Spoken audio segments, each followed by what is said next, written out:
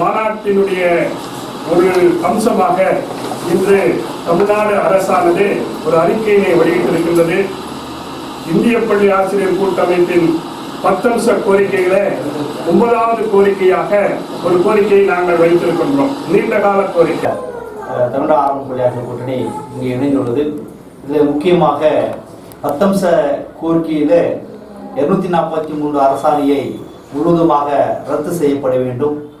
இதனால் பாதிப்பு ஏற்பட்டுள்ள பெண்ணாசிரியருடைய பணி என்பது பதவி உயர்வுக்கு இடையூறாக இருக்கின்றது. ஏதோ 1% ஆசிரியர்கள் நலனுக்காக இந்த அரசாணை அறிவிக்கப்பட்டுள்ளது.